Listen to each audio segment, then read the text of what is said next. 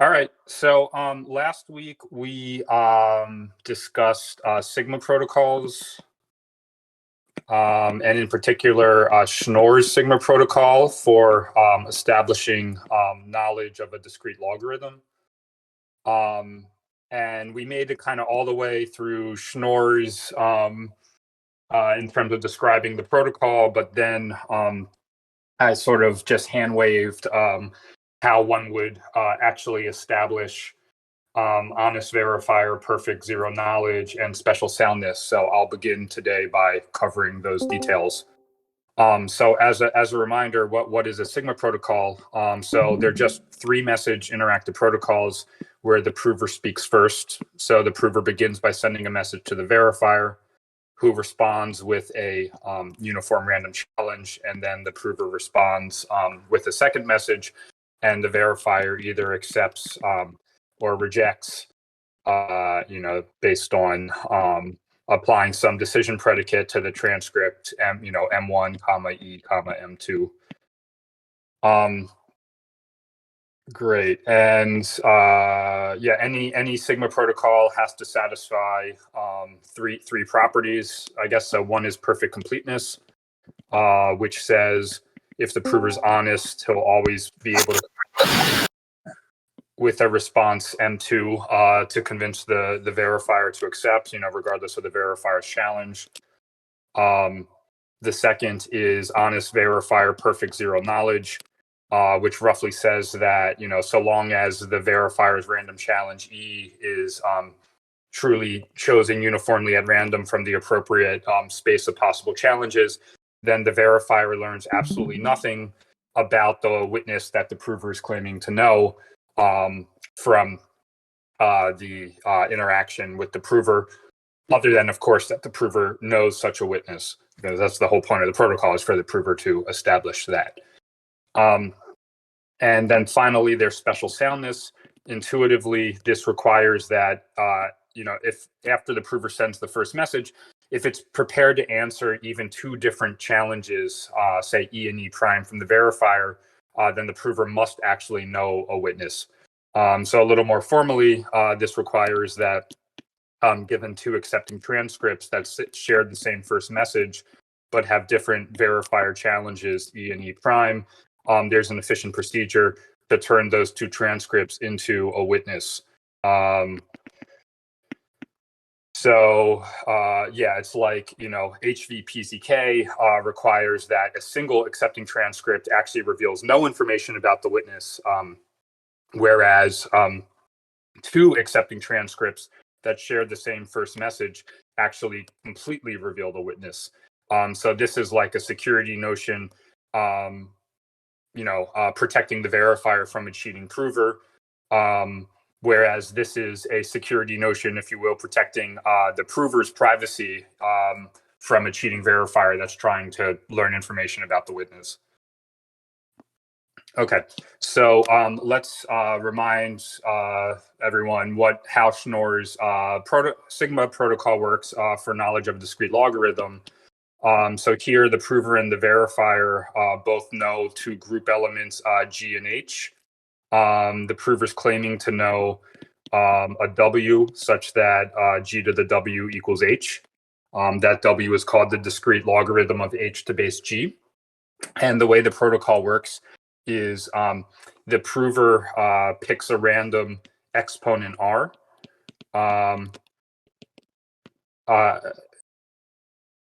And if you remember last week, we discussed how, like in these cyclic groups that we're dealing with here, the exponents can always be assumed to live in 0, 1 up to size of group -1.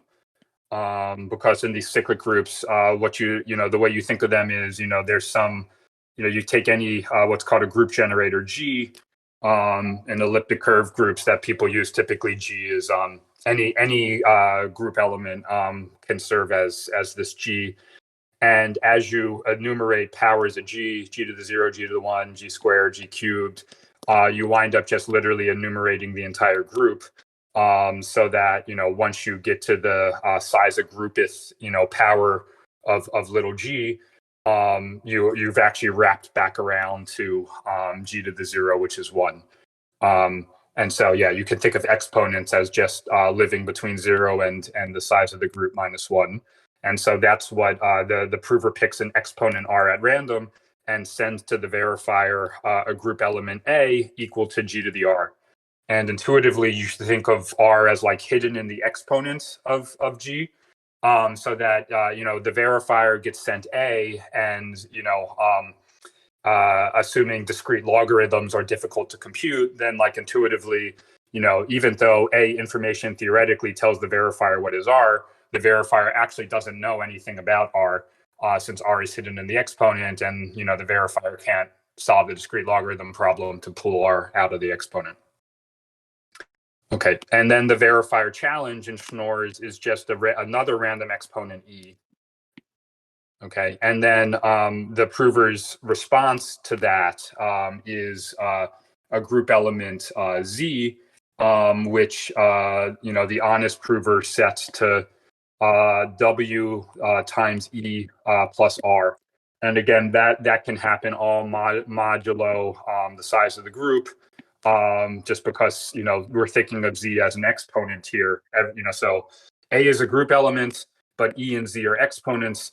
Exponents can always be kind of assumed to be between 0 and size of group minus 1. So if this quantity as an integer is bigger than size of group, just replace it with its remainder modulo the size of the group. And the verifier's check is the verifier checks that a times h to the e equals g to the z. Okay. Now, intuitively, sort of what's happening here is the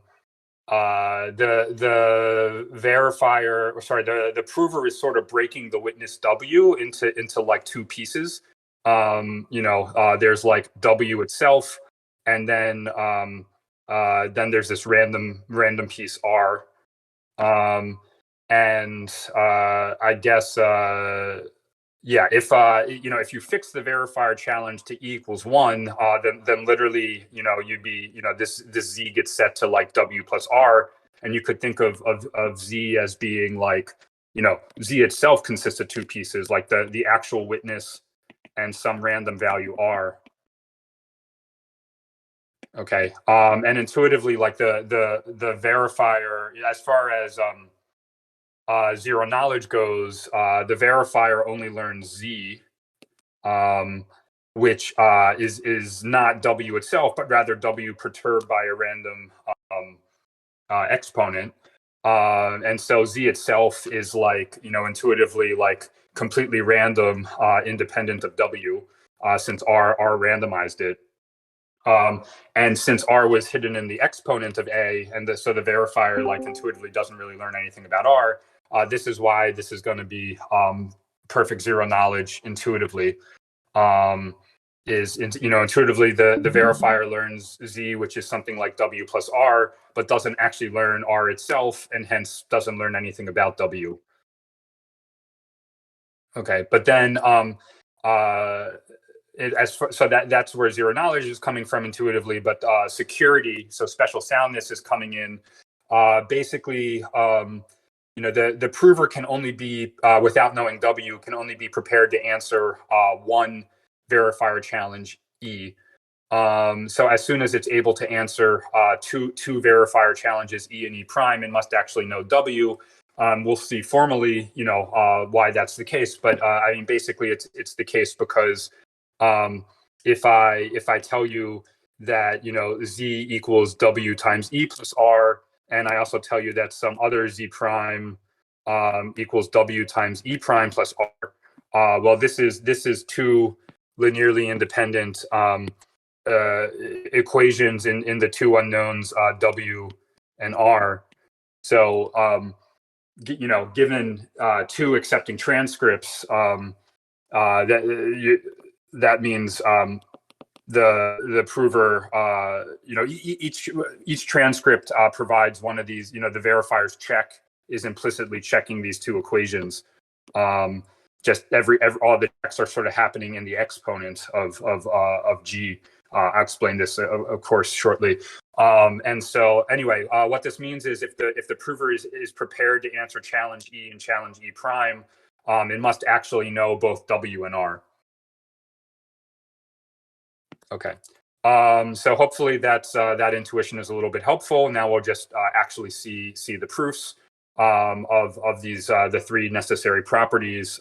So completeness, sort of we design the verifier's checks to pass. If the prover's honest, basically the way to think about these checks is in the exponent, this check is checking that indeed Z equals W times E plus R. Okay, so to write that out, if the prover's honest, A is G to the R, H is G to the W, and H gets raised to the E in this check here. So the verifier winds up checking that this holds, but remember Z is Z if the prover's honest is W times E plus R, and so yeah, that the left-hand side here has exponent W times E plus R. The right-hand side also has exponent W times E plus R, so the equality will hold. So yeah, the way to just think about the verifier's check in Schnorr's is in the exponent, it is just checking that Z equals W times E plus R. Okay, questions about that? Okay, so let's move on to zero knowledge. So remember, with zero knowledge, the way that gets formalized, what you formally have to show is that there's a simulator that doesn't know the witness, yet is able to output accepting transcripts that look exactly the same as those accepting transcripts produced by the honest prover interacting with the honest verifier.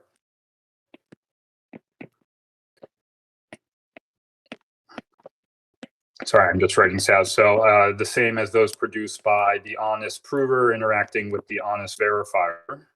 Now,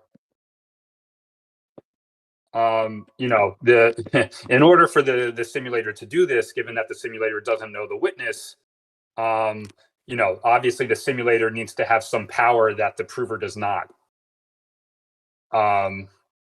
Since the whole point of special soundness, which we're going to establish next, is that the honest prover cannot produce accepting transcripts without knowing the witness. So the power that the simulator is going to leverage here, which the prover does not have, is it only has to output the transcript, meaning it can choose E and Z first and sort of backfill the first message A. Having already chosen E and Z, whereas the prover must first send A, and only then does it learn the verifier challenge E. Okay, so this is how the simulator works. It simply chooses E and Z to be written exponents. So it chooses E and Z first. Okay, and note,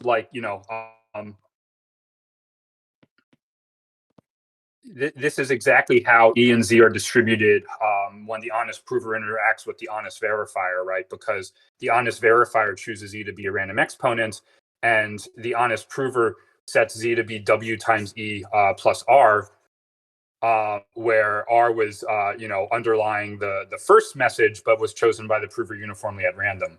So, the plus R thing fully randomizes Z.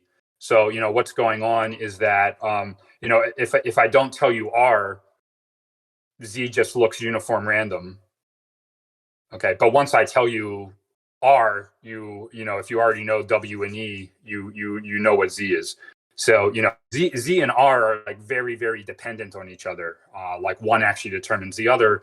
But if you only know one, like if you just look at one individually, sort of it's what's called its marginal distribution. The marginal distribution is uniform random. So the simulator choosing E and Z to be uniform random, E and Z wind up having the correct, marginal distributions. Exactly the same as they have when the honest prover interacts with the honest verifier. Okay, so after the simulator chooses E and Z at random, it will then backfill A. So choose A to be the unique group element. So such that the verifiers check passes such that AEZ is an accepting transcript. Okay, now remember the verifier's check is, it checks that A times H to the E equals G to the Z, which is equivalent to just saying that A equals G to the Z times H to the E inverse. Yeah, people will often write this as G to the Z over H to the E. And you just understand that division in, we're dealing with a multiplicative group here. So, this is the group operation. And well, one just has the understanding that division means actually multiply by the inverse of the denominator, multiplicative inverse. Yeah. So that's the simulator, and it produces transcripts that are distributed identically to the honest prover interacting with the honest verifier. It's just the honest prover chooses A first.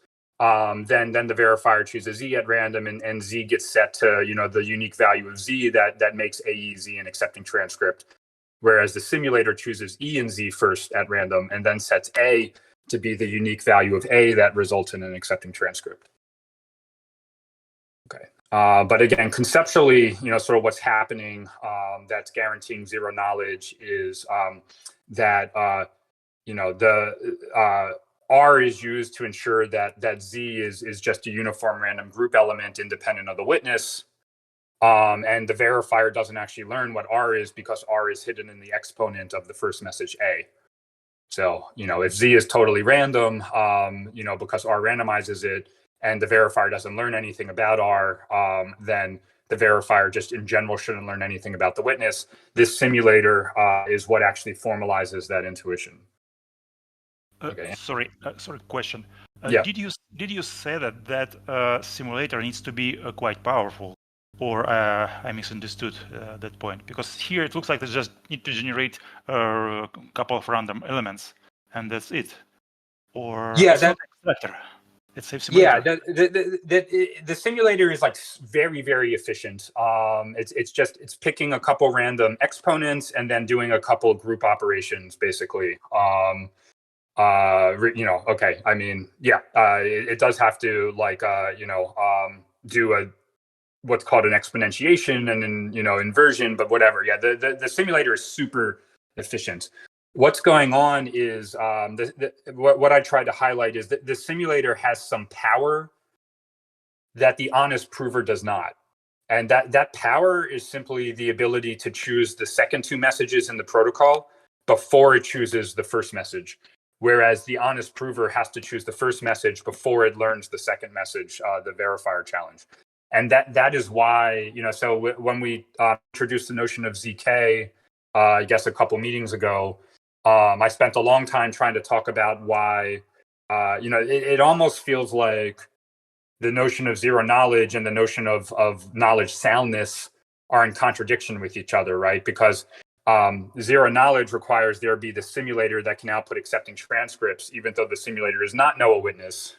But knowledge soundness requires that, the only way the prover can, wind up generating accepting transcripts is to know a witness. And the reason there's no contradiction is because the simulator has some power the prover doesn't. It doesn't mean, I don't mean power in terms of like the simulator is like running for a huge amount of time. I just mean, but the simulator, is allowed, it just has to output the transcript. So it's allowed to choose like the final messages in the transcript before it chooses the first message, whereas the prover has to choose the first message before it learns the second message. That's why there's no contradiction between an efficient simulator that doesn't know a witness outputting accepting transcripts and knowledge soundness, the prover that's going to convince the verifier to accept does have to know a witness. Did that make sense? Yeah, but still one small thing not fully clear for me. Is it enough for a simulator just to generate two random field elements that just produce distribution, which will be undistinguishable from the real transcript? Yeah, so the simulator is choosing, E and Z at random. These are random exponents. And it does have to then solve for A to be the unique first message that sort of completes E and Z into an accepting transcript. It needs to be okay. So you mean it needs to be fixed to be to satisfy some specific equation, right? Yeah. To have. Okay. Yeah. Thank you. Yeah. Yeah. So great. No, great question. I guess this is really the key. So I'll just summarize it again in a sentence. So the simulator chooses E and Z at random, and then chooses A to be the unique group element that satisfies the verifier's check, which I just highlighted in red here, and that's equivalent to setting A to be G to the Z times H to the E inverse. So in terms of like the computational expense of the simulator, I'd say like the most expensive things it does is that final step of solving for A, after it's chosen E and Z at random. This is sort of something like, I guess, 2 group exponentiations or something. Also known as scalar multiplications if you were using additive group notations rather than multiplicative group. Yeah. So there is the simulator just chooses E and Z at random and then solves for A as follows to make the verifier's check pass. Other questions? Okay. Maybe it's worth pointing out the following subtlety. So, this simulator establishes that the protocol is honest verifier, perfect zero knowledge. And so that means it generates transcripts, AEZ, distributed identically to those produced by the honest verifier interacting with the honest prover. The honest verifier chooses E uniformly at random, which is why the simulator is allowed to choose E to be a uniform random exponent. This protocol is, it's at least not obviously dishonest verifier, perfect zero knowledge. And here's the key thing that breaks. Okay, so the real issue is if the dishonest verifier could potentially choose E in a way that depends on A, right? The dishonest verifier receives A from the prover, then chooses E and send the challenge E and sends it to the prover. And if the verifier is being super dishonest, it's supposed to just choose E uniform random, but it could choose E in some deterministic way that depends on A. For example, it could just set E equal to A, if it wanted to, say. And this simulator, it's not clear how to simulate the transcripts that come when that cheating verifier interacts with the honest prover. Because this simulator chooses E and Z first and then backfills A as follows, to be G to the Z over H to the E.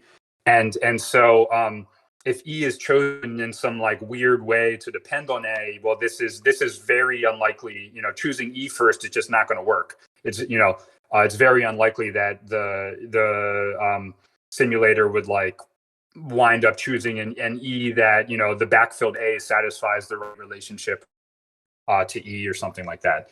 So that's what breaks down if you try to adapt this simulator to handle a dishonest verifier. It's just not clear how to produce transcripts distributed the right way if this dishonest verifier is choosing E in a way that depends on A. Okay, questions about that? Cool. And then again, when when something like Schnorr's Sigma protocol gets deployed in snarks, it'll always be combined with fiat Shamir to make things non-interactive, and then you just don't have to worry about dishonest verifiers at all because the verifier doesn't do anything. It doesn't send any challenge to the prover. Instead, the quote random challenge is chosen via hashing. So anyway, it's sort of enough to have HV PZK to get a snark. Since after you apply fiat Shamir, the sort of the verifier is in some sense forced to be honest because the verifier is completely replaced with cryptographic hashing. Okay, so then finally, let's talk about special soundness. Okay, so this requires giving a procedure that sort of takes as input two transcripts M1 E comma Z, M1 E prime comma Z prime, and spits out a witness. Okay, so what's happening here is for for both of these transcripts to be accepting, it must be the case that maybe let me rename that first message A. Yeah, so it must be the case that A times H to the E equals G to the Z, and A times H to the E prime equals G to the Z prime, like, because that's what it means for these to be accepting transcripts. This is the verifier's check on each. All right, and let me just write express A as G to the R, and H as G to the W. Now, note that this procedure that is given these two accepting transcripts does not know R and W. Okay, what we're going to do is we're going to wind up solving for R and W. But despite the fact that the procedure doesn't know R and W, such an R and W definitely exists. It's just the discrete logarithm of A to base G, the discrete logarithm of H to base G. Okay, so rewriting the verifier's checks in terms of this notation here, the first condition becomes G to the R times H to the, sorry, let me, it just becomes G to the R plus W times E equals G to the Z.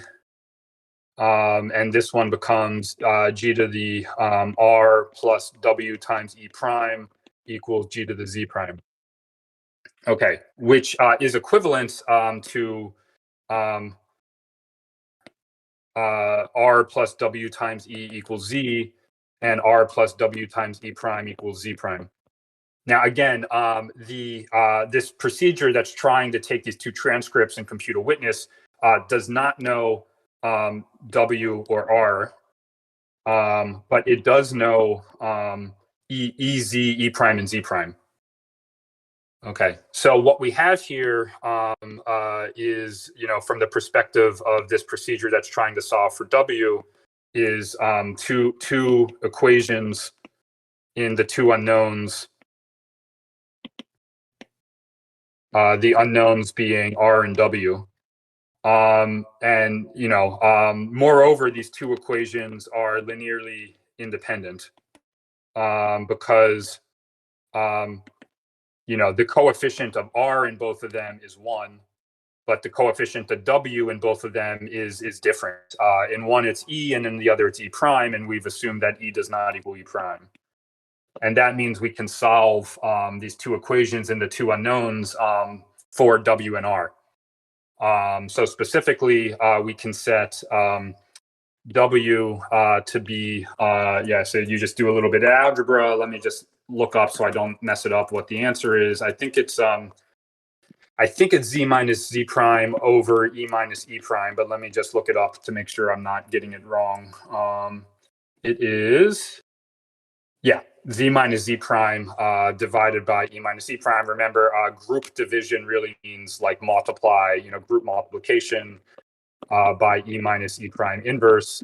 And the key point here is, since E does not equal E prime, it's well defined, to divide by, so let me just say E minus E prime inverse is well defined. So that's the witness. So that's how to go for so you can just check the algebra on your own, but what's happening is each transcript, each of the two transcripts gives a linear equation in the unknowns R and W, because the verifier challenge E and E prime is different in the two transcripts, that these are two linearly independent equations, and so the one can just solve for R and W. You don't know R and W, but you can solve for them. So that's how one formalizes the intuition that if after sending the first message A, if the prover is prepared to answer two different challenges, E and E prime, it must actually know the witness. Okay, so that's Schnorr's Sigma protocol. Does anyone want to ask any questions about it?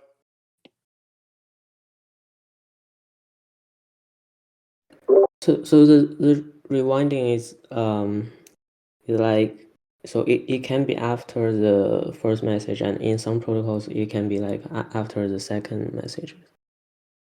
Yeah. So, okay. So nothing I said today is about rewinding. I was actually just about to address rewinding now. But yeah, so special soundness, just says given these two transcripts, you can solve for the witness.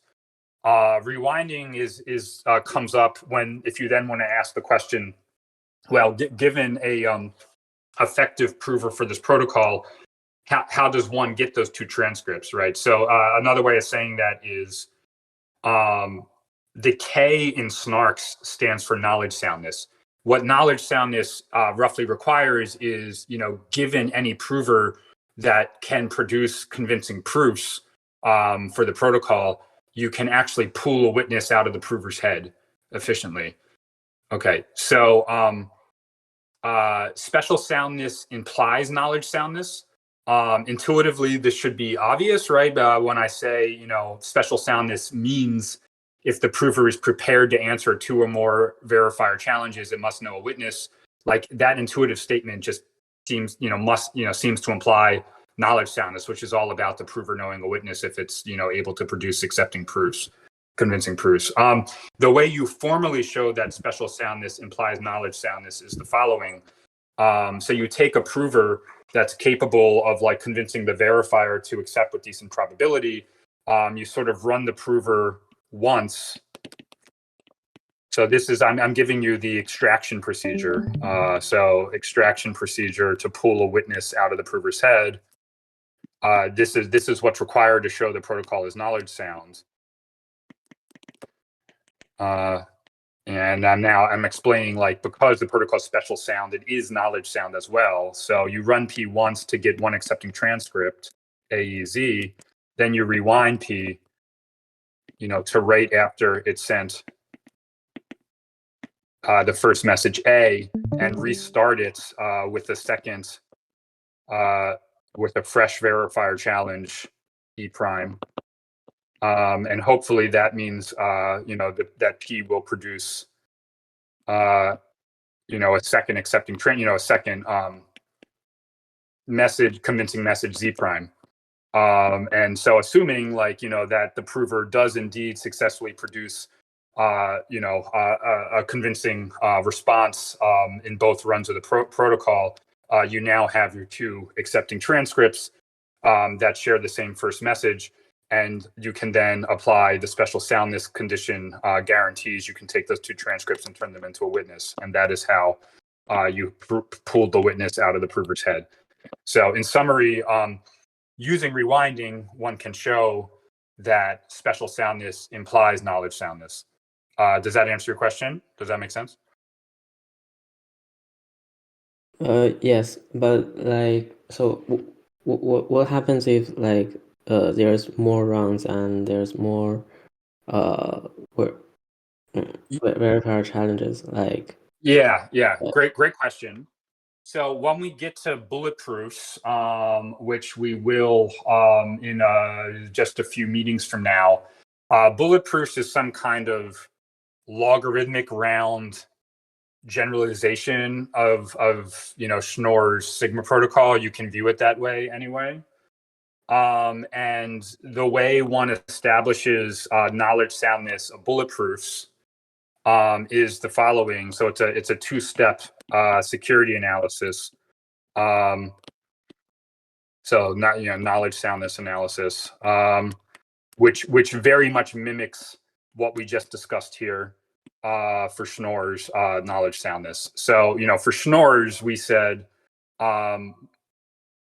first use this rewinding procedure to say that you can take any successful prover and identify these two transcripts, and second invoke special soundness to conclude that you can compute a witness from these two transcripts. So with bulletproofs, like first you show that you can take any convincing prover and identify, using rewinding, you can identify what's called, what I call anyway, a tree of accepting transcripts. Okay, let me just briefly sketch what I mean by that. In special soundness, you can visualize the two accepting transcripts as like a depth one tree, where each edge here is labeled by a verifier challenge. So you think of like the root as labeled by the prover's first message A, and then you have two different verifier challenges E and E prime, and then the resulting leaf nodes are labeled by the prover responses Z and Z prime. And so each leaf is one of the two accepting transcripts AEZ, AE prime, Z prime. For multi-round protocol, you want deeper, bigger trees. So let me just do depth 2. So this would be the sort of tree you would want for like a 2-round protocol. So this is maybe labeled by let's call the first message from the prover A, and then you have your 2 verifier challenges E and E prime, and then you have the prover responses Z and Z prime, and then you have verifier challenges E prime prime, 3 primes, 4 primes, and 5 primes, and prover responses. Let's 2 primes, 3 primes, 4 primes, 5 primes. And so you have now 4 accepting transcripts, with certain overlapping message structures, A, E, Z, whatever, you get the idea, E prime prime, Z prime prime. Well, I'm not going to write out all 4 because each has, an annoying number of messages.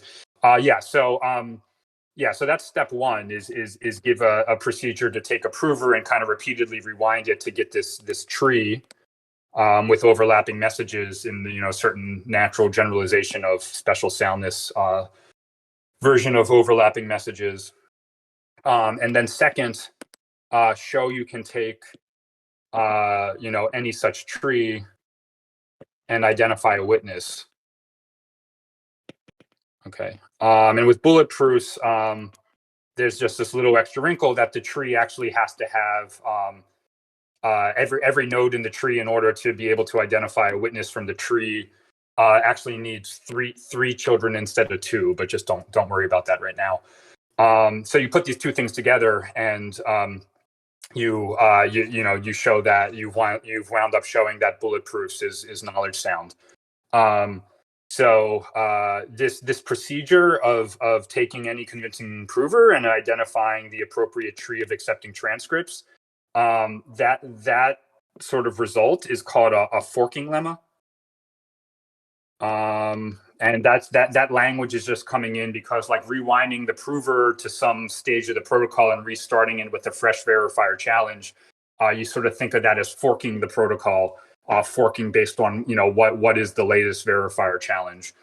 And then this second step of showing you can take any tree and identifying a witness, that is called, showing that the protocol satisfies the notion of, I think they call it like generalized special soundness. Maybe I'm making that up, but it's clearly a generalization of special soundness for Sigma protocols, which are 3-message protocols instead of, here we had 5-message protocols in my little example here. Was that helpful detail? Yes.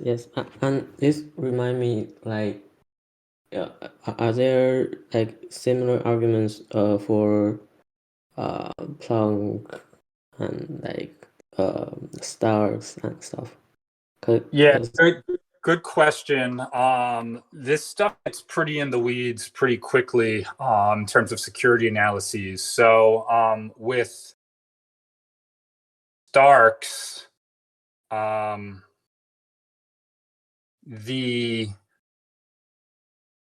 me think how to say this. Okay, so the security analysis I just described to you for bulletproofs is a way of showing that the interactive protocol is knowledge sound.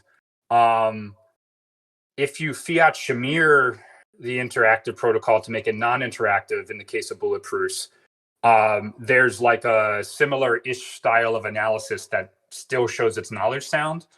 But it's I think it's a little nastier, and the knowledge extractor now has to like observe the prover's random oracle queries, the questions it's asking the random oracle as it constructs the convincing proof. because there's no way to just go from a snark proof to a witness. In fact, if the snark proof is zero knowledge, that literally means the proof itself leaks no information about the witness. So the only way you can hope to extract the witness from the prover, if the protocol has been rendered non-interactive via fiat Shamir, is to watch its random oracle queries that it's sort of asking as it builds the convincing proof. So with Starks, let me just think. Yeah, so again, there's this thing, it's like, there's the interactive pre-fiat Shamir thing, and then there's a knowledge extractor, I think, known for that, but it probably looks a little different because there's Merkle hashing going on, and you have to deal with sort of identifying like the leaves of the Merkle tree, right? And then after you fiat Shamir it, there's again like a different style of knowledge extractor that kind of identifies the leaves of that Merkle tree just by watching the prover's random oracle queries as it builds the snark proof. With Planck, let's see.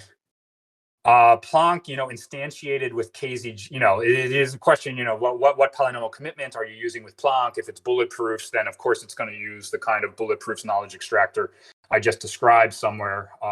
If it's KZG, actually the knowledge extractor again looks a little different. Oftentimes people just sort of assume there's a knowledge extractor for KZG, by making some kind of knowledge of exponent assumption. It literally just assumes there's an extractor. There's nothing to establish. It's just assumed. So yeah, this is a bit of a rambling discussion, but the short version is, with any snark, you do have to establish knowledge soundness in some way. And the precise details of how you do that, what the extractor looks like, differs with different details of the snark. Whether you're thinking about it as an interactive protocol and not worrying about the fact that fiat Shamir was applied, versus are you worrying about fiat Shamir was applied, and then which protocol are you applying fiat Shamir to? So there, every snark winds up with like a slightly different security analysis. But at this point, we've basically successfully security analyzed, I think, all of the key components of snarks. Even after fiat Shamiring them, there were just some works, one of mine, and as well as a work from Starkware did the same thing, analyzing fiat Shamir security of Fry. That actually hadn't been done before. At this point, people have analyzed the fiat Shamir security of bulletproofs and so forth. Was that helpful? Yes. Thanks. Yeah, thanks for the question. Yeah, it's a bit of a. I'm sorry. Just a small step back, and I was just want to clarify a bit this two trees you draw for illustrate bulletproof extractor, right? So if on the left side we have a kind of two equations for two variables for witness and for randomness, right? On the right side, I may guess that we have two stages, so we have witness and two randomness, right? So so there are three undeterminates. But how to get into the free equation from this graph, or it's just incorrect analogy? I'm not sure that analogy is correct. So bulletproofs does need three equations. But so really the right tree would have, degree 3 at each level. And you can identify a tree with degree 3. You just rewind the prover like somewhat more times. But I don't think that 3 is coming in. So bulletproofs is actually logarithmically many rounds. So you actually have a degree 3 tree of depth log n, where n is like the size of the witness that the prover's claiming to know. So I don't think 3 is coming in there because the tree is deeper than in the special soundness case we just thought about for snores. I think the 3 is just coming in bulletproofs because there's just like one extra unknown at each level of the tree or something. I don't have it fully paged in to say something more precise than that.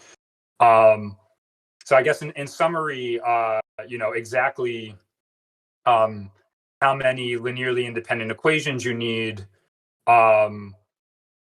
sort of at each step of the extraction procedure to solve for the relevant unknowns just sort of depends on the statement being proven. In bulletproofs, it turns out that like at each step of the extraction procedure, there's sort of 3 unknowns. So you need 3 linearly independent equations, which is why you need 3 different transcripts at each kind of level of the tree instead of just 2. Is that enough color to satisfy you right now? Yeah, thank you. Yeah, no, great question. Yeah, and so when we get to bulletproofs, I think this will become much more concrete. Like then I'll obviously have paged in exactly why bulletproofs needs, has 3 unknowns instead of 2. Yeah. Other questions? For special soundness, does special soundness break zero knowledgeness? I mean, is it possible if a prover gives 2 proofs, a verifier can get to know the witness? Yeah. So it's subtle. So no, they're not in contradiction, but it's a little bit subtle that they're not in contradiction. So zero knowledge sort of just requires that like one proof reveals no information about the witness, whereas special soundness insists that given 2 proofs with a certain overlapping structure between them, where they share the same first message, that actually reveals the witness entirely. So the key point is like this. Like the knowledge extraction procedure or the special soundness procedure that's given these 2 transcripts is by being given these 2 transcripts, it's being given like way more information than the verifier itself would ever be given. So yeah, like if you ever gave the verifier the ability to acquire these 2 transcripts from the prover, zero knowledge would be broken completely. But the verifier does not have that power. So the way the knowledge extractor obtained these 2 transcripts when we establish knowledge soundness is by running the prover to completion once, rewinding it, and picking it up again after the first message, and the verifier itself doesn't have the ability to do that. So like in snarks like deployed on the blockchain, right? Like the prover is going to just like post a snark proof. No one is able to like rewind the prover and like start it up again, with kind of fresh verifier challenges like in there. In fact, in a snark, everything's been fiat smeared, so there's not even really the notion of a fresh verifier challenge. Yeah, I could elaborate a little bit more on, maybe I should, since I brought up that example. So this is a tangent, but establishing zero knowledge of fiat smeared protocols is a little bit subtle. I haven't really talked about it. The zero knowledge proof, like the simulator you give, requires, this is way in the weeds, but just so if this doesn't make any sense to you, just don't worry about it. The simulator for the fiat smeared protocols has to do something called reprogramming the hash function. Okay. And what that corresponds to is like that doesn't correspond to anything anyone can do in the real world. Okay. So in the real world, we choose our cryptographic hash functions via some standardization process that like at the end of the standardization process, like everyone uses, SHA-3, right? And re-randomizing the hash function would basically entail like rerunning the standardization process in some like extra really super bizarre way that doesn't correspond to even, it's not even rerunning the standardization process. It's something even stranger than that.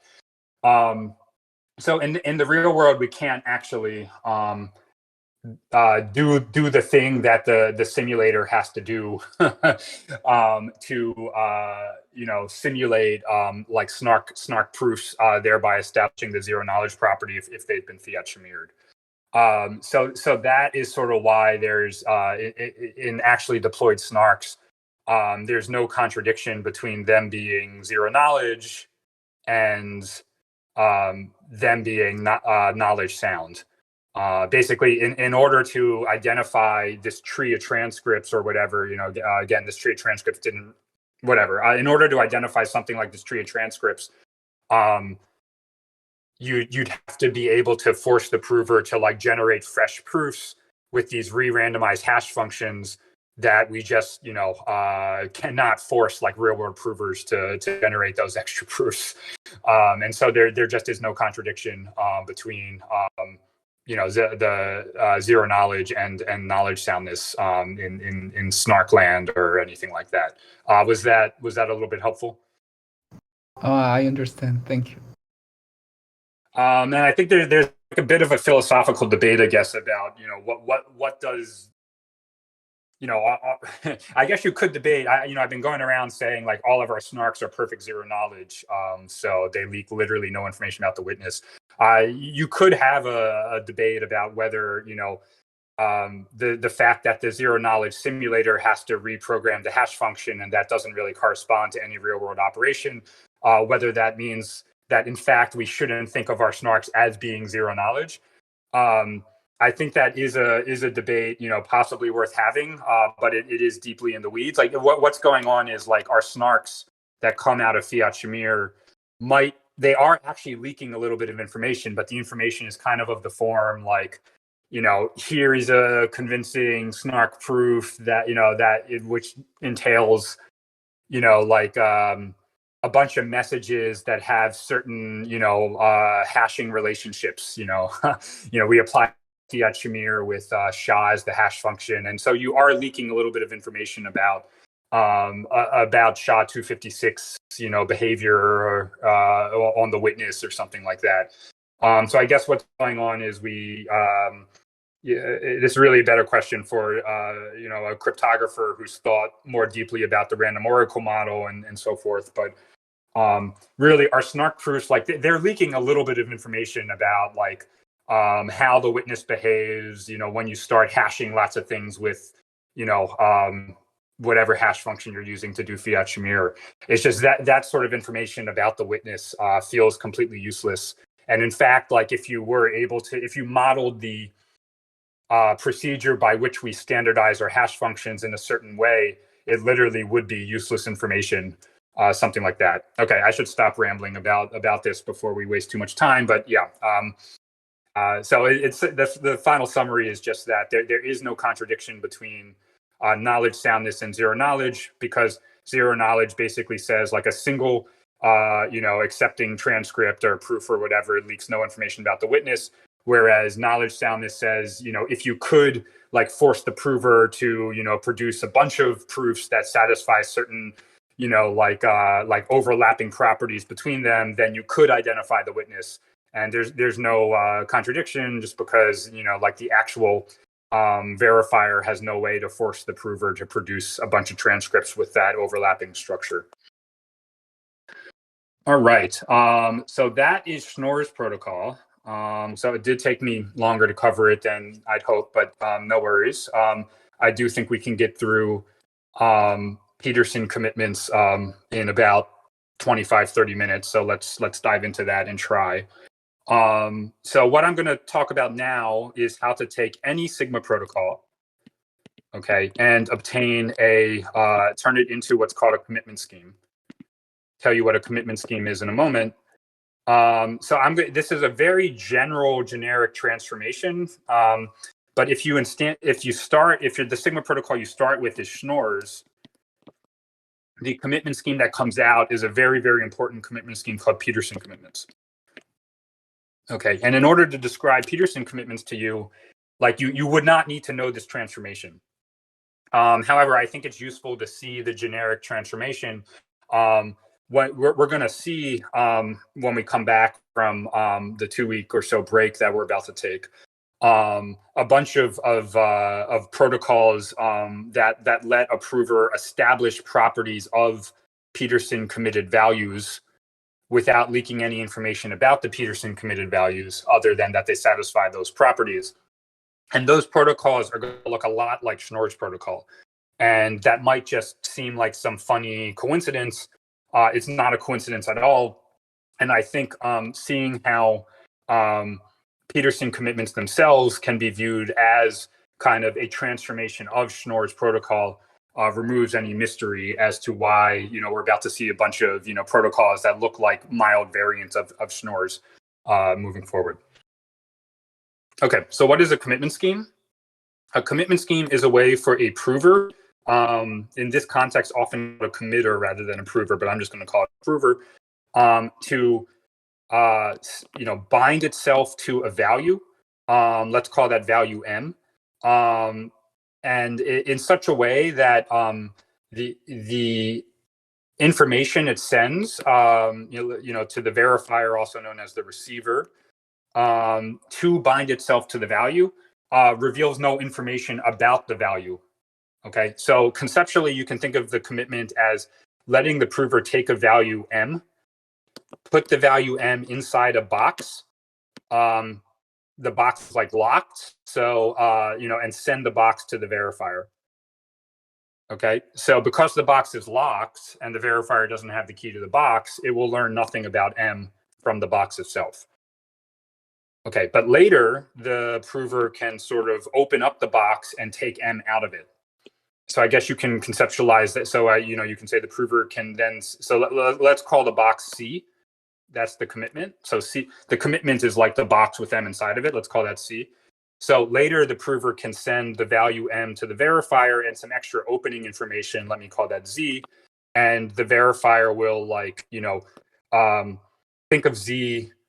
So check that Z is a proof.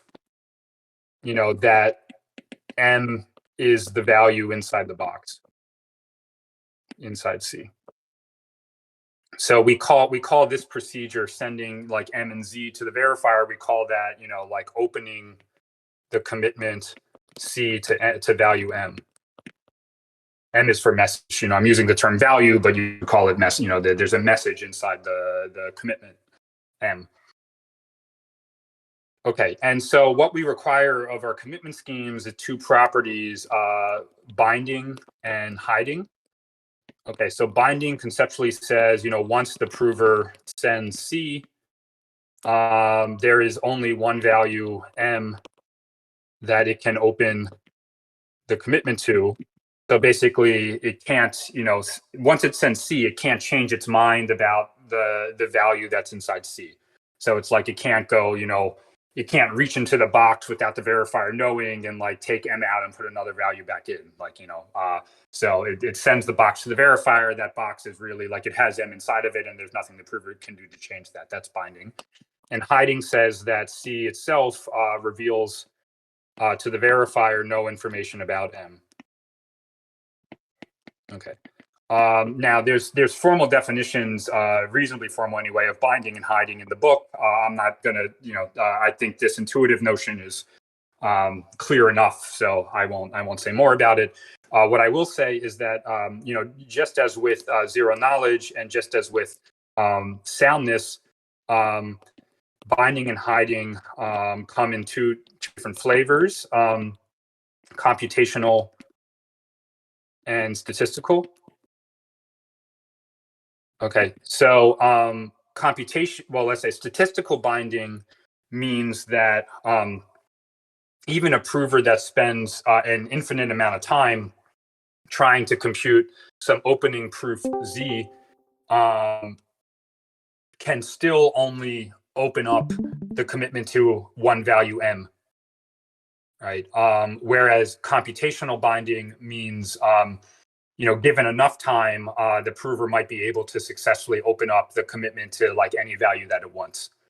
And we'll see with Peterson commitments that, like if the prover can compute the discrete logarithm of a certain group element to base another group element G, it could actually break binding of the commitment scheme and open, a given commitment up to any value that it wants. Okay. And similarly with hiding, statistical hiding means that like the commitment is statistically independent of M, so like no matter what M is, the commitment is like a uniform random group element. Whereas computational hiding means that if the verifier was given enough time to process the commitment, it actually could perhaps figure out what value M is inside the commitment. But in order to figure out what value M is inside the commitment, it'd have to solve some hard problem like compute a discrete logarithm. Okay, now in snark land, in practical snarks, all of our commitment schemes will turn out to be perfectly hiding.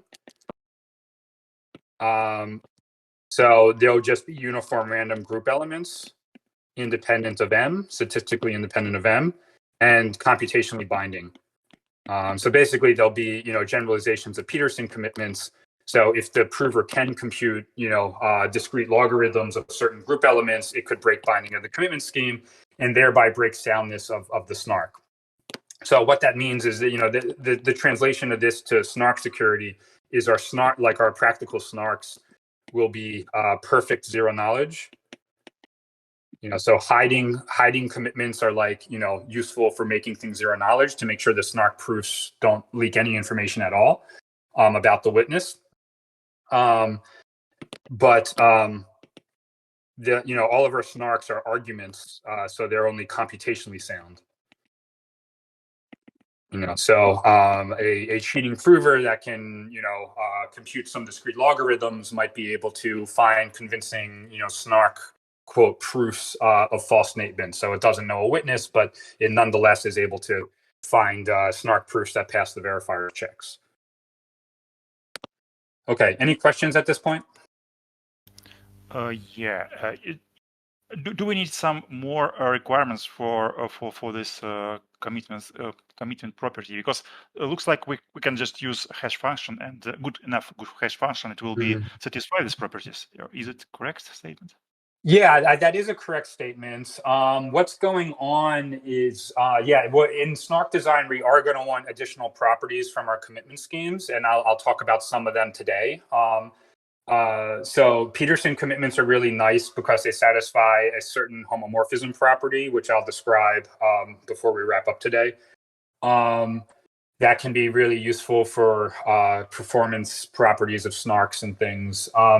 And then the other thing that's nice is with Peterson commitments, there are very nice protocols that allows a prover to prove that committed values satisfy certain properties without revealing anything about the committed values besides they satisfy those properties.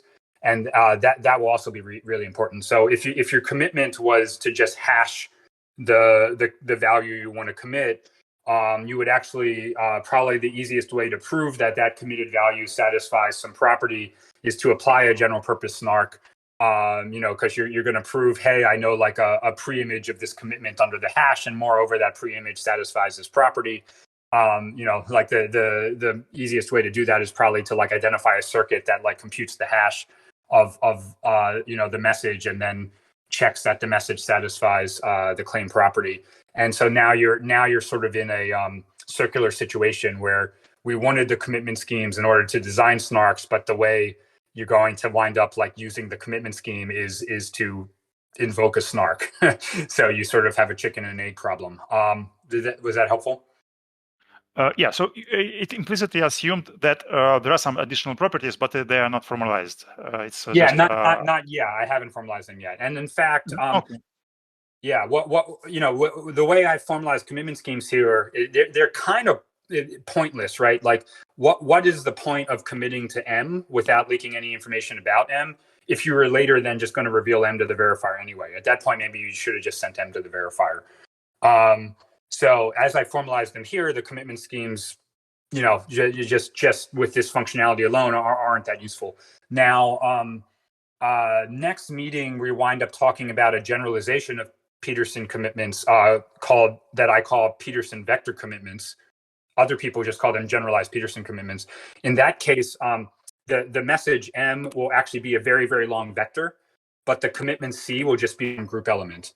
And in that case, the commitment scheme can be a little bit useful just because it's sort of a cryptographic compression technique. Even in that case, you're kind of giving up all the savings if you're having the prover ultimately convey the message to the verifier anyway.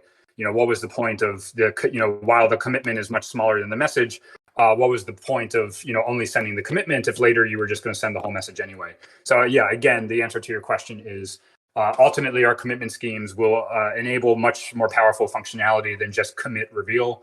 But their cleanest, simplest form is as just, the commitment is a commitment, and then later there's a reveal phase where the prover opens up the commitment. Yep, thank you. Yeah. Other questions? All right. So let's talk about how you can take any Sigma protocol and turn it into a commitment scheme. Now, let's see.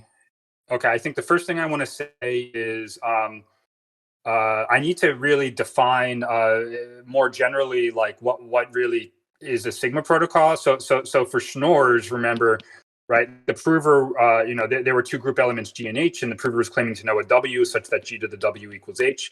And so the prover's claim was very clear. But like in general, what is the prover claiming in the Sigma protocol? Well, it's claiming to know a witness satisfying some property.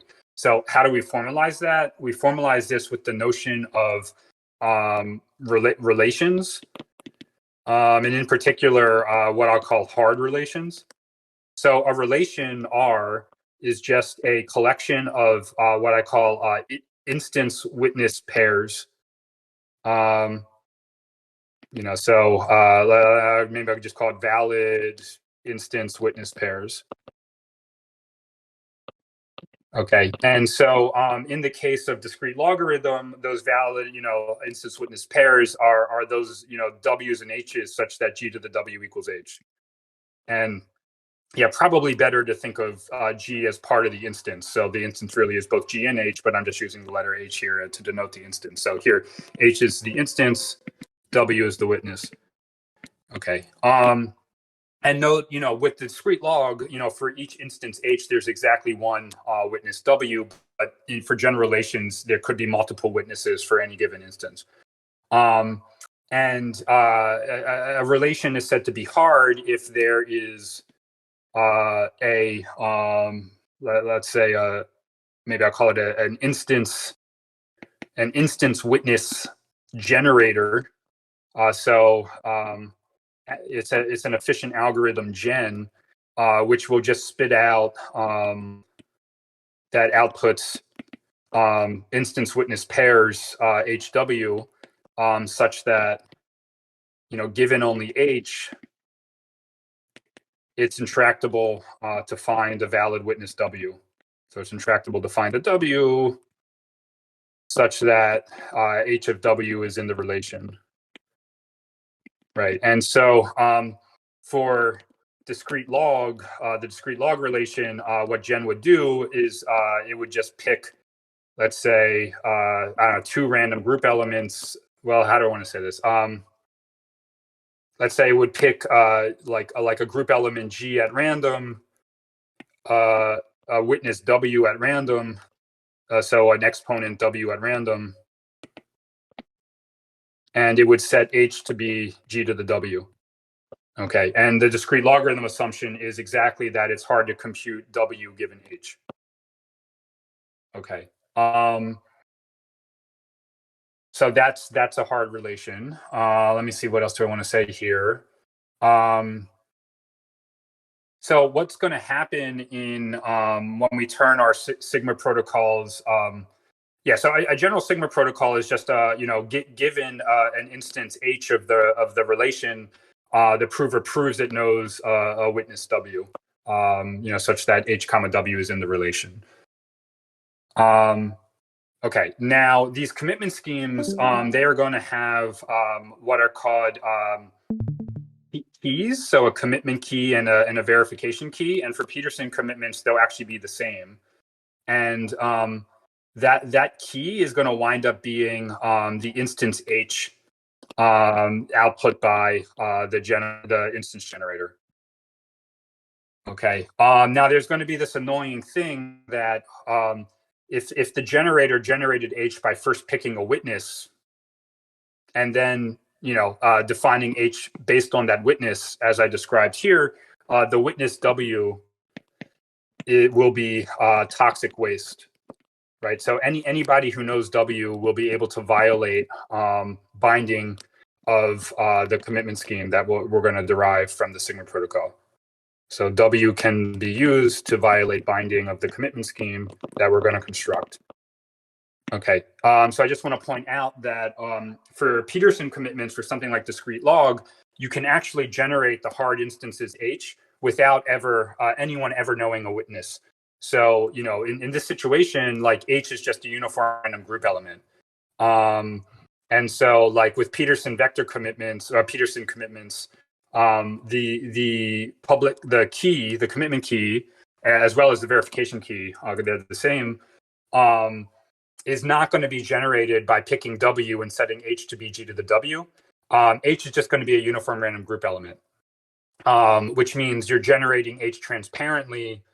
There is no toxic waste that needs to be discarded, such that anyone who knows the toxic waste could violate binding of the commitment scheme.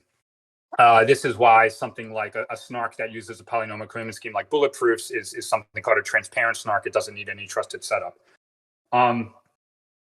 Now, what did I want to say? Yeah, in practice, the way the instance H would be generated for Peterson commitments is by simply, you know, everyone in the world agrees on some specific cryptographic pseudorandom number generator, and H is obtained just by like evaluating the PRG at some specified input that everyone agrees on, like, I don't know, the first sentence of Hamlet or something. And in that way, you can be very confident. You know, let's say G is also specified in that way. Yeah, so if you generate G and H in this way, you can be very confident, like everyone in the world can be confident that nobody in the world knows the discrete logarithm of H to base G. So no one knows W such that G to the W equals H. And as long as no one knows this W, no one will be able to violate binding of Peterson commitments using these keys.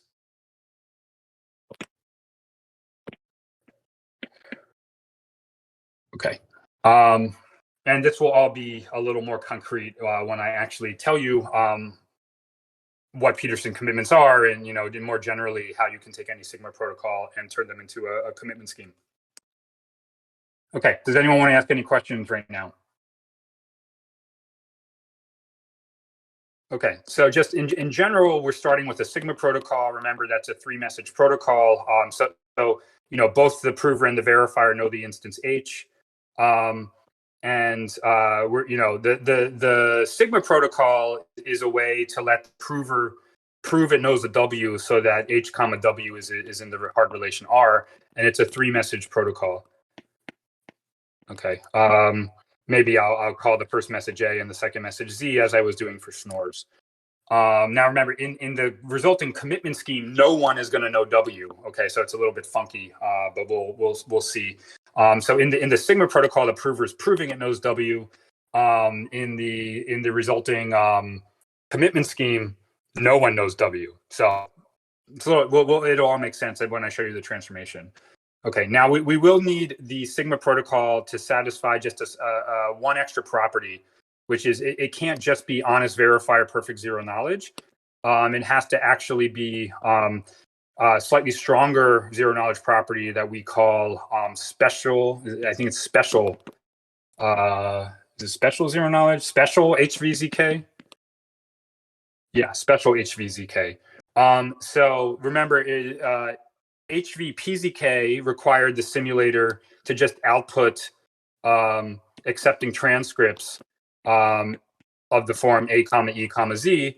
That looks like, you know, that's distributed the same as the accepting transcripts produced by the honest prover and the honest verifier. Special honest verifier zero knowledge requires the simulator to be told what E is going to be. Okay, so remember, the simulator for Schnorr's just picked E and Z at random. And so if instead we wanted the simulator to output like a random accepting transcript conditioned on like the message E being some fixed value E star, like that's fine. The simulator will still work. It just, the simulator, sets E to E star, chooses Z at random as before, and backfills A. So what I'm saying is, the standard HVPZK property doesn't require us to be able to sort of, fix the, force the simulator to make the verifier challenge and the transcripted outputs be equal to some specific value. But for Schnorr's protocol, the simulator has that extra property that we can just say, hey, simulator, make sure you make the verifier challenge equal to this specific value. The simulator says, no problem, and just fixes, the verifier message to that particular value, chooses Z at random, and continues on its merry way, backfilling A.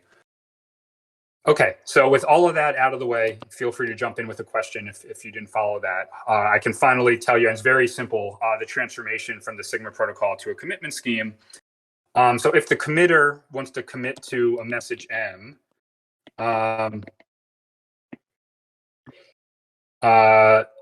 this is how it works. So what you do is you run the simulator from the Sigma protocol. We're taking the Sigma protocol, we're trying to turn it into a commitment scheme. The way the committer works is you run the simulator from the Sigma protocol with the verifier challenge, fixed to M, to get a transcript, an accepting transcript for the Sigma protocol. Let's say, A comma M comma Z. Okay, and the commitment is just going to be the first message A of the Sigma protocol. So that's the commitment. Okay, and then if when it comes time to open up the commitment to M, the opening information is just M and Z. Okay, and the commitment scheme verifier to check the opening proof is valid. To check that indeed the prover is successfully opening the commitment to M. It just applies the Sigma protocol verifier to A comma M comma Z. Okay, that's the commitment scheme. Okay, and we'll see. I'll tell you shortly, what this looks like when the Sigma protocol is Schnorr's, and that will just be Peterson commitments. Okay, but for now, let's just show that this commitment scheme is perfectly hiding. And computationally binding. Okay, let's start with computationally binding. So what does it mean for the prover to be able to open a commitment A to two different values M? Well, it means that it can, based on what the verifier does to check the opening information, it literally means that the prover must know two different accepting transcripts, AMZ, A M prime Z prime. Okay, and we know by special soundness of the Sigma protocol that anybody who can produce two such accepting transcripts must know a witness for the hard relation. Okay, so if it was a hard relation, it means no one should know the witness because it's intractable to compute, right? So for Peterson commitments, when you apply this transformation to Schnorr's, right, that witness is the discrete logarithm of h to base g. And so if nobody knows the discrete logarithm of h to base g, then they cannot break binding of the Peterson commitment scheme. Questions about that? Okay, and then let's do perfect hiding. So this holds because okay, so remember, like A was chosen in this commitment scheme to just be the first message in a transcript output by the simulator. The simulator, in turn, is required to output transcripts distributed identically to those produced by the honest prover interacting with the honest verifier. Okay, now when the honest prover interacts with the honest verifier, it sends the first message A before it even learns the verifier challenge M. And so there is literally no way that A could depend on M in any way, since the honest prover has to send A before it learns M. Okay, So A must be just completely independent of M. Okay. So A is just a uniform random group element independent of M, because that's what A is. You know, if you apply this to Schnorr's, that's what A is when the honest prover interacts with the honest verifier. So that's it. So that's how you take any Sigma protocol that satisfies this, you know, slightly stronger requirement of zero knowledge, this special zero knowledge property, and get a commitment scheme from it. Questions? Okay. So if you apply this transformation to Schnorr's Sigma protocol, here's the commitment scheme you get. So okay. So if you literally directly took Schnorr's and apply my transformation, you'd see, slightly different notation than what I'm about to describe to you, but literally the same scheme. It's just different notation. So I'm going to present to you what what I call the standard presentation of Peterson commitments. It's a nice exercise, and the book sort of gives. So if you it's a nice exercise to take Schnorr's, apply this transformation, and just write out the scheme that you get. That scheme will be equivalent to what I'm about to say, but you have to do just a little bit of like notational translation to turn one into the other, but it is literally the same. Okay, so with Peterson commitments, okay, so the commitment key, like the keys are these two random group elements G and H, and in order to commit to a message M, and here it's essential that remember the message M, this transformation, we sort of fixed M, the message to be committed to the Sigma protocol verifier challenge. Okay, so in order to apply this commitment scheme, M, the message M to be committed has to be like a valid challenge for the verifier in the Sigma protocol. So in Schnorr's, that verifier challenge is a random exponent. Forget about random; it's an exponent. And so remember, these exponents are always you can always think of them as numbers between 0 and the size of the group. So for Peterson commitments, the prover's message M is just a number, in 0 up to the size of the group -1. Right. So if your message is not a number in the set, you can't use Peterson commitments to commit to that message. Okay. So in order to commit to M, what the prover does is it picks a random exponent Z, and it sends to the verifier the commitment G to the M times H to the Z. So that's the commitment. Sorry, let me, maybe I shouldn't write that under the verifier there. Sorry. So it sends to so the commitment is G to the M times H to the Z. So the verifier winds up learning just the commitment. The verifier doesn't know M and Z, only the prover does. Okay. And then to open the commitment to M, what the prover just sends is M and Z. And the verifier checks that C indeed equals G to the M times H to the Z. Okay. So this is just the transformation we just described applied to Schnorr's protocol, just with slightly different notation. I guess maybe I'll tell you. Yeah, I don't know. Maybe it is helpful for me to tell you what everything looks like if in the notation of Schnorr's protocol. So if you apply the transformation directly to Schnorr's protocol, the commitment, rather than G to the M times H to the C, the commitment would be H to the -M times G to the Z. The opening information would still be M comma Z, and the verifier's check would be C times H to the M equals G to the Z.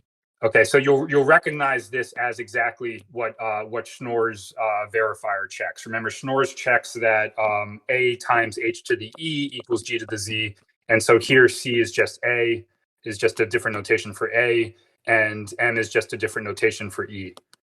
And all we, it's just annoying to have a minus M here. People don't like that. And for whatever reason, they like to stick M in the exponent of G rather than H. And so that's that they use this notation, G to the M, H to the Z, rather than H to the minus M, G to the Z. All right. So it's just some nuisance of different notations. So anyway. Okay. So yeah, it's a nice exercise to confirm offline that what I just described to you is indeed the transformation we've discussed to turn Schnorr's Sigma protocol into a binding commitment scheme. Now, let me just take a pause and a step back. Okay. So let's just forget about Sigma protocols and all of that. And let's look at this commitment. So again, to commit to value M, what the prover did here, what the committer did here was it picked a random exponent Z, and the commitment is G to the M times H to the Z. Okay, so the way to think about this is the following. So H to the Z, this is called a blinding factor. Okay, this is there to ensure that the commitment is statistically independent of M. So regardless of what M is, G to the M is getting multiplied by the random group element H to the Z, thereby ensuring that the commitment is perfectly hiding. That is, it is a random group element statistically independent of M, of the committed value. So that's perfect hiding. Okay. And then opening up the commitment is just revealing M and Z so that the verifier can check that G, indeed the commitment equals G to the M times H to the Z. Okay. Now, one could consider a variant of Peterson commitments that omitted the blinding factor, in which case the commitment would just be G to the M. Okay. This would no longer be perfectly hiding. Indeed, the commitment would information theoretically specify M because, for any group element, there's a unique M such that that group element C equals G to the M. But conceptually, at least, it would still be like computationally hiding. So you can omit the blinding factor and get something that's still should be computationally hiding. And then the binding actually, in this case, would be perfect rather than computational. Now, it does get a little tricky to formalize this being computationally hiding because, if M is drawn like from a low entropy set, then an attacker could identify M quickly by just sort of,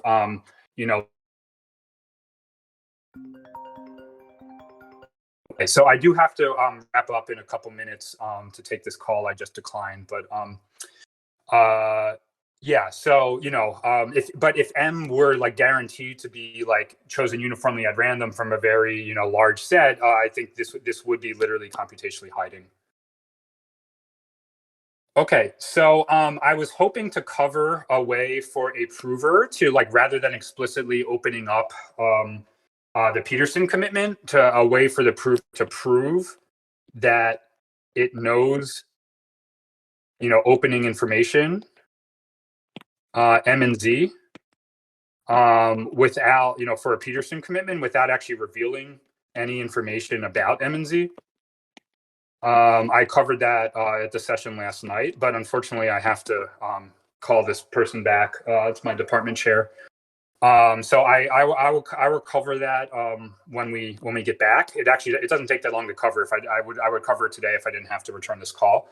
And so that's where you're starting to see why Peterson commitments are so useful.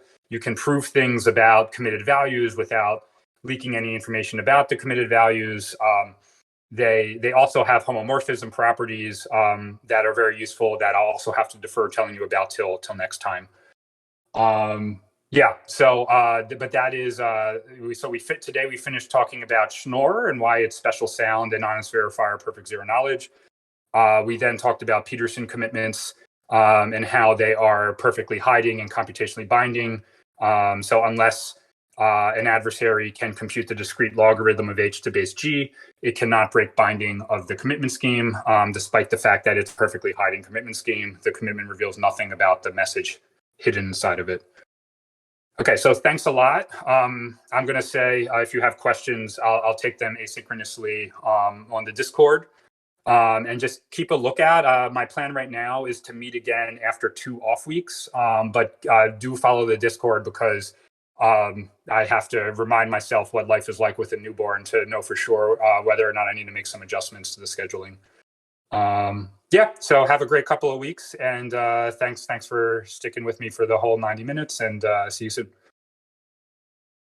Thank you very much. Bye. Yeah, have a good one. Bye.